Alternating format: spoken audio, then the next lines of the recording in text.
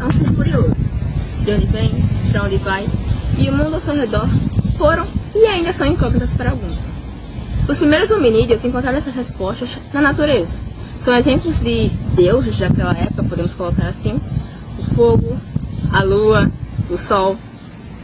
E é com o desenvolvimento da sociedade e do homem em si, as mitologias e as religiões também foram se desenvolvendo. E assim surgiram a mitologia greco-romana, por exemplo, que é amplamente discutida e conhecida por nós. Mas, e os africanos? Como veem o mundo? A África é um diverso e grandioso continente, onde diversas sociedades e mitos e religiões foram desenvolvidas, como por exemplo a egípcia, sim, porque o Egito é na África, a Bantu e a Yorubá.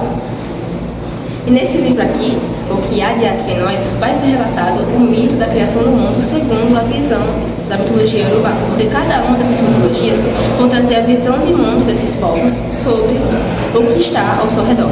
Então eu vou ler um trecho aqui para vocês. Diz uma lenda africana que antes de o mundo ser mundo, não existia nada. Tudo era escuridão sem fim.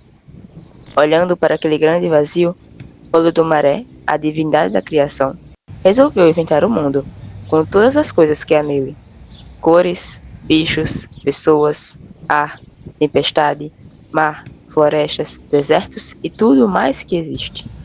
Mas, como essa era uma tarefa muito grande, Olodumare resolveu pedir ajuda a Nanã. Ela então ofereceu a Yama a Oxalá para que ele moldasse o ser humano. Depois de prontos, o homem e a mulher ganharam o sopro da vida e a possibilidade de desfrutar de tudo que o mundo lhes oferecia. Mas a África, como continente que foi diversas vezes violentado e que sofre até hoje as consequências da colonização, lidou com os impactos das influências europeias na sua mitologia. Sobre isso, o filósofo keniano John Hewitt diz em seu livro Religiões e Filosofias Africanas.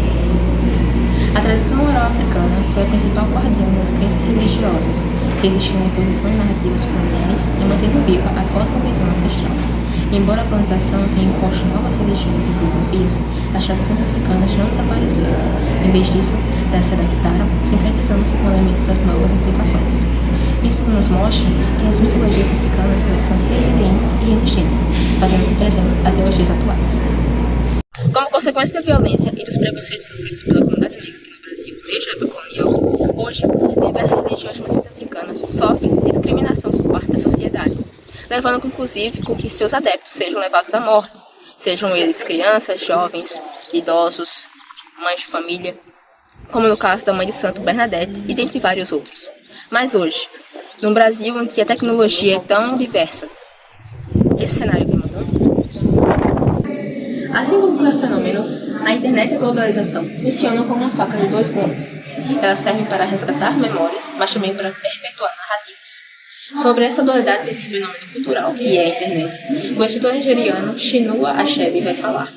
Os contadores de histórias pertencem à sociedade, e por isso, se a sociedade muda, a história também muda. Mas o perigo é quando as histórias de um povo são recuperadas pelas outras, sem que haja diálogo entre elas. E o sociólogo Stuart Hall também vai falar. A globalização não significa homogeneização total, mas uma complexa rearticulação de culturas, onde mitos e religiões africanas, antes marginalizadas, encontram novos espaços para se manifestarem e se reinventarem. Diante disso, cabe a nós, seres humanos, que formamos uma sociedade em conjunto, devemos colocar em primeiro lugar sempre o respeito. Então se pergunte, será que eu, como cidadã, perpetuo narrativas de preconceito e desvalorização por religiões africanas? Se sim, por qual motivo? Será que vem de mim mesmo ou foi uma tradição que foi imposta sobre mim? Será que foi um preconceito que eu estou perpetuando na sociedade? Sobre isso, o filósofo Molefe Asante também vai falar. A descolonização da mente exige que paremos de ver as religiões africanas pelos olhos dos missionários europeus e passemos a entendê-las à luz de seus próprios valores e cosmológicos. O mundo passou tempo demais se perguntando de onde viemos, como vivemos e para onde vamos. Mas hoje são tempos de mudança, tempos em que devemos entender a importância de ouvir, valorizar e respeitar as diferenças do próximo. A transformação verdadeira começa quando nós entendemos que podemos mudar as nossas atitudes com mais tolerância e respeito em relação às diferentes crenças que existem ao nosso redor. Será que você está perpetuando o respeito ou disseminando o ódio?